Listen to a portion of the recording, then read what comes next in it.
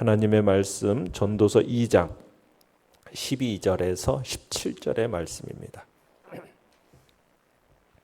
전도서 2장 12절에서 17절의 말씀 우리 한 목소리로 같이 읽도록 하겠습니다. 시작.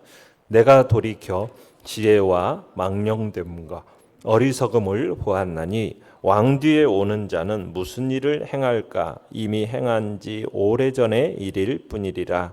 내가 보니 지혜가 우매보다 뛰어남이 빛이 어둠보다 뛰어남 같도다. 지혜자는 그의 눈이 그의 머릿속에 있고 우매자는 어둠 속에 다니지만 그들 모두가 당하는 일이 모두 같으리라는 것을 나도 깨달아 알았도다.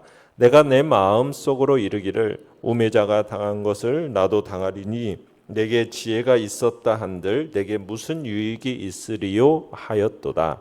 이에 내가 내 마음속으로 이르기를 이것도 헛되도다 하였도다. 지혜자도 우매자와 함께 영원하도록 기억함을 얻지 못하나니 후일에는 모두 다 잊어버린 지 오래일 것임이라. 오라 지혜자의 죽음이 우매자의 죽음과 일반이로다. 이러므로 내가 사는 것을 미워하였노니 이는 해 아래서 하는 일이 내게 괴로움이요 모두 다 헛되어 바람을 잡으려는 것이기 때문이로다. 아멘. 오늘 말씀의 제목은 정답을 아는 자의 삶이라는 제목으로 말씀을 나눕니다. 지금 우리가 보고 있는 이 전도서의 이야기에서 지금 해 아래 인생의 절대 허무에 대한 예증들을 지금 솔로몬이 해나가고 있는 겁니다. 해 아래 인생들이 욕망하는 그 육체적인 허무, 쾌락의 허무에 대해서 어제 우리가 보았었어요. 이제 오늘은 만인의 보편적이고 필연적인 죽음 앞에서 지혜와 수고라는 것이 얼마나 허무한가, 이것에 대한 지적이 오늘 본문의 이야기입니다. 지혜와 지혜자, 우매와 우매자의 이 비해서 지혜와 지혜자가 우월한 건 사실이지만 결국 그러한 우월성조차도 어떻게 보면은 다 상대적인 것이라는 거죠. 결국 모든 만인에게 임하는 보편적이고 필연적인 죽음, 이 죽음 앞에서는 지혜자와 우매자 사이에 아무런 차등도 없다. 이것을 지금 토로하고 있는 게 오늘 본문의 이야기입니다. 그러니까 어떻게 보면 인간의 지혜, 그 지혜의 한계와 허무성에 대해서 지적하고 있는 거죠. 내용 관찰 문제 1번입니다. 전도자는 자신의 지혜와 행함에 대해서 어떤 확신을 갖고 있었습니까? 자, 본문 12절을 읽어봅니다. 시작. 내가 돌이켜 지혜와 망령됨과 어리석음을 보았나니 왕 뒤에 오는 자는 무슨 일을 행할까? 이미 행한 지 오래전의 일일 뿐이리라. 자, 여기서 보면 솔로몬이 세 가지를 주의 깊게 살폈다라고 고백을 하고 있는데요. 첫째는 지혜, 둘째는 망령됨, 셋째는 어리석음. 이것을 지금 주의 깊게 살펴봤다고 얘기하고 있어요. 지혜라는 것은 우리가 제일 처음에 1장 후반부에 봤었지만 솔로몬이 큰 지혜를 얻지 않습니까? 그래서 그 지혜를 다방면으로 수집한 그 사실을 일컫는 말이에요. 두 번째로 망령됨이라는 것은 실컷 지혜를 살펴보고 나니까 그 한계를 알게 됐어요. 그래서 또 솔로몬이 혹시 하는 마음으로 뭘 또 살펴봤다고 그러니까 미친 것들을 한번 살펴봤다고 그러잖아요. 그러면 또 본문 2장 2절에서는 웃음이라는 것, 그 웃음을 규정한 미친 것 역시 이것도 같은 어근의 단어인데, 그러니까는 사람들이 미친 듯이 막 쫓아가는 것들을 의미하는 게 그런 것들을 추구해보고 또 기쁨이라는 것도 한번 추구해보고 막 그러면서 이런저런 것들을 통해서 인간의 어떻게 보면은 진짜 참된 만족을 한번 찾아본 겁니다. 근데 그 안에서도 못 찾았죠. 세 번째는 어리석음이라는 거예요. 이 어리석음은 지혜와 상반되는 개념이에요. 그래서 어리석음을 통해서도 또 살펴봤어요. 그러니까 이 솔로몬은 이거 하나하나를 매우 진지하고 심각하게 다 살펴봤다는 얘기입니다. 솔로몬이 이런 것들을 집요하고 진지하게 심각하게 살펴본 이유는 뭐냐? 지금 12절 뒤에 보면 이런 표현이 있어요. 왕 뒤에 오는 자는 무슨 일을 행할까? 이미 행한 지 오래전의 일일 뿐이리라. 이게 무슨 얘기냐면 솔로몬이 그의 인생의 전체를 깨달은 결론이 뭐냐면 인생의 허무와 무상이라는 이 사실을 뛰어넘어서 어떤 새로운 결론에 도달할 사람이 있는가? 인생의 만족에 대해서 참된 만족을 얻을 수 있는 어떤 가능성을 제시할 사람이 있는가? 봤을 때 나올 사람이 없다라는 것을 말하는 거죠.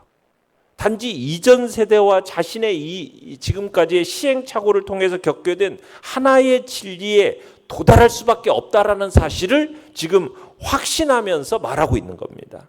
그러니까 인간이 아무리 지혜와 지식을 발달시켜서 인간의 그 궁극적인 운명인 그 인생의 허무의 문제를 좀 해결하고자 연구하고 궁리해도 이 문제를 해결할 가능성은 결코 없다. 그 얘기를 지금 하고 있는 겁니다.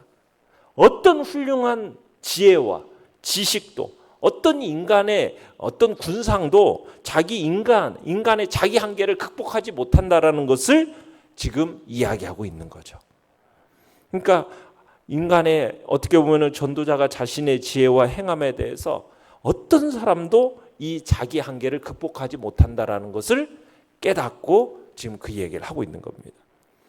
내용관찰 문제 2번입니다. 전도자는 지혜가 우매함보다 뛰어나다고 인정하면서도 한편으로는 어떤 깨달음을 얻었습니까? 13절에 보면 그렇게 얘기하죠. 내가 보니 지혜가 우매보다 뛰어나다. 어느 정도로 뛰어나대요? 빛이 어둠보다 뛰어남같이 그렇게 지혜가 우매보다 뛰어나다라는 것을 인정을 해요. 그런데 그러면서도 어떤 깨달음을 얻었다고 얘기하냐면 14절에서 16절까지인데요. 다시 한번 읽어보겠습니다. 시작. 지혜자는 그의 눈이 그의 머릿속에 있고 우매자는 어둠 속에 다니지만 그들 모두가 당하는 일이 모두 같으리라는 것을 나도 깨달아 알았도다. 내가 내 마음속으로 이르기를 우매자가 당한 것을 나도 당하리니 내게 지혜가 있었다 한들 내게 무슨 유익이 있으리요 하였도다. 이에 내가 내 마음속으로 이르기를 이것도 헛되도다 하였도다. 지혜자도 우매자와 함께 영원하도록 기억함을 얻지 못하나니 후일에는 모두 다 잊어버린 지 오래일 것임이라. 오호라 지혜자의 죽음이 우매자의 죽음과 일반이로다. 자, 이 얘기는 뭐냐면 이 인생의 허무의 궁극적인 원인이 이 죽음이라는 냉혹한 현실 앞에서 지혜가 우매보다 뛰어나라는 것이 빛과 어둠보다 뛰어나다는 어떤 세상의 상식적인 견해가 그 자체가 무의미하고 불필요한 논쟁에 불과하다라는 사실을 말하고 있는 겁니다. 그러니까 지혜로워도 우매자와 마찬가지로 어떻게 될 뿐이라는 거예요. 다 죽게 될 뿐이라는 거예요. 조금 더 지혜롭다고, 조금 더 많이 배웠다고, 조금 더 많이 가졌다고 자랑할 것이 어떻게 보면 모두 어리석은 소치라는 거죠. 그러니까 솔로몬은 지혜를 얻고자 그렇게 부단히도 노력했고 지혜를 얻은 후에는 우매하고 어리석은 인생들을 깨우쳐서 좀 참 지혜를 얻고자 부단히도 노력했던 인물이 솔로몬이에요. 어쩌면 어리석고 우매한 사람들에 대해서 한없는 동정과 안타까움을 가지고 정말 그 일들을 했었던 거예요. 그런데 솔로몬이 보니까 죽음이라는 인간의 이 숙명 앞에서 지혜롭다라는 사실, 또 높은 왕의 신분이라는 거, 많이 가졌다라는 거, 이 모든 것들, 이 세상적인 가치가 얼마나 헛되고 무가치한 것인지 새삼 절감하게 되었다라는 거예요.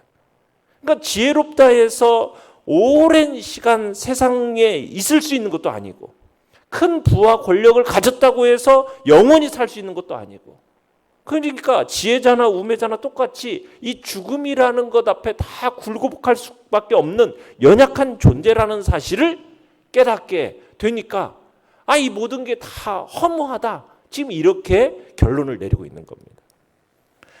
연구와 묵상 문제 3번입니다. 전도자는 지혜자와 우매자가 일반이라는 사실을 어떻게 증명하고 있습니까? 자, 16절 17절을 다시 한번 읽어보겠습니다. 시작. 지혜자도 우매자와 함께 영원하도록 기억함을 얻지 못하나니 후일에는 모두 다 잊어버린 지 오래일 것임이라. 오라, 지혜자의 죽음이 우매자의 죽음과 일반이로다. 이러므로 내가 사는 것을 미워하였노니 이는 해 아래에서 하는 일이 내게 괴로움이요 모두 다 헛되어 바람을 잡으려는 것이기 때문이로다. 자, 지혜자와 우매자가 현세에서는 서로 엄청난 어떻게 보면 차이를 가진 인생처럼 보이는데 결국 그들 모두는 시간이 지남에 따라서 동일하게 어떻게 돼? 잊혀지는 존재로서 간다라는 거죠. 다 잊혀진 존재가 되고 알 수 없는 처지에 놓이게 된다라는 거예요. 자, 여기서 말하는 지혜자라는 사람은 두뇌가 정말 뛰어나가지고 세상 모든 사람들에게 그 이름이 알려진 사람을 가리키는 것이 여기서 말하는 지혜자입니다. 오늘날로 말하자면은 유명 인사인 거죠. 뭐 정치 스타, 또 스포츠 영웅, 또 연예계, 뭐 또 사회 인사, 유명한 사람들을 이야기하는 게 여기서 말하는 지혜자입니다. 반면에 우매자라는 사람은 뭐냐면 어리석다라는 사람이라기보다는 그냥 평범한 사람이에요. 어떻게 보면 우리 같이 평범한 사람을 얘기하는 것으로 보는 거예요. 이렇게 보면은 유명한 사람이든 그냥 평범한 사람이든 어때요? 영원토록 기억함을 얻지는 못한다는 거죠. 그러니까 영원토록 기억함을 전혀 얻지 못한다는 말이라기보다는 지혜자의 경우는 기억함을 얻는 것은 사실이지만은 영원이라는 세월의 관점에서 보면은 우매자와 별반 다를 게 없다라는 거예요. 죽음 앞에서 그러니까 지혜와 우매가 구별이 없다라는 것은 결국 인생의 모든 활동이 무의미하다라는 것을 굉장히 부각시키고 있는 거죠. 사실 전무후무한 지혜를 가진 자로서 부귀와 영화를 가졌고 또 자기가 마음에 원하는 대로 모든 것들을 업적을 쌓았던 이 솔로몬에게 있어서도 죽음이라는 이 절대 한계에 딱 부딪히고 나니까 어떻게 보면은 더 절망스러움을 느꼈을 것으로 보여져요. 그래서 솔로몬은 이 자신의 이 깨달은 인생의 허무함으로 인해서 17절에 보듯이 내가 사는 것을 미워했다. 생명 자체를 혐오하게 되었다라는 심경을 토로하게 돼요. 그 이유로 뭐냐면 해 아래서 하는 일이 괴로울 뿐이기 때문이라는 거예요. 솔로몬 자신이 그 큰 지혜와 능력으로 자신의 사업을 막 전무후무하게 크게 신장시키지 않았습니까? 해 아래에서 정말 그런데 해 아래에서 정말 그 보잘것없는 인간이라는 어떤 실존을 딱 보게 되니까 자기가 그렇게 기뻐하면서 자랑스럽게 여겼던 그 업적이라는 것, 행위라는 것이 오히려 자신을 짓누르는 고통일 뿐이라는 것을 보게 되는 거예요. 그냥 괴로움을 주는 것뿐이라는 것을 보게 되는 거예요. 그러면서 생을 혐오하게 됩니다. 그러면서 17절 끝에도 그러죠.